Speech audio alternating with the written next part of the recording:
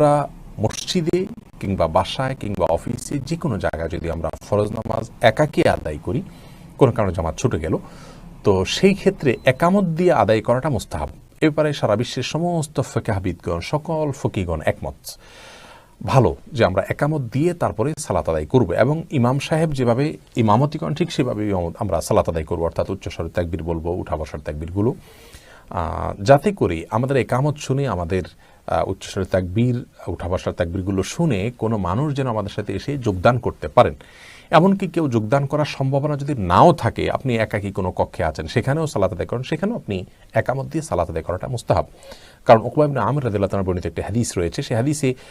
নাসাইতে হাদিসটি বর্ণিত হয়েছে, নবী সাল্লাল্লাহু আলাইহি ওয়াসাল্লাম বলেছেন যে এক ব্যক্তি যিনি ছাগলের বা কোনো পশুর রাখালি করতে করতে তিনি পাহাড়ের চূড়ায় পৌঁছে যান,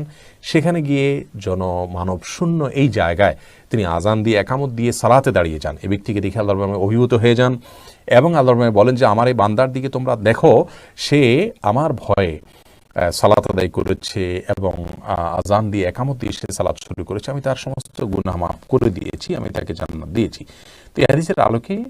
একামত দিয়ে সালাত আদায় করাটা মুস্তাহাব। যদি কেউ একামত ছাড়া করলেও তার সালাত হয়ে যাবে, যেহেতু তিনি একাকী সালাত আদায় করছেন, কিন্তু একামত দিয়ে সালাত আদায় করাটা মুস্তাহাব। আর মহল্লাতে যদি আজান হয়ে থাকে তাহলে তার আর আজান দেওয়ার প্রয়োজন নাই। হাদিসে যে আজানের কথা বলা হচ্ছে এই জন্য যে তিনি যেখানে সালাত আদায় করেছেন পাহাড়ের চূড়ায়, সেখানে আশেপাশের কোথাও আজান হয়নি, সেই জন্য তিনি আজান একামত দুইটাই দিবেন। কিন্তু আমরা সচরাচর যেখানে সালাত আদায় করি সেখানে আশেপাশে যদি আজান হয়ে থাকে তাহলে আমরা দ্বিতীয়বার আজান দেওয়ার দরকার নেই, আমি একামত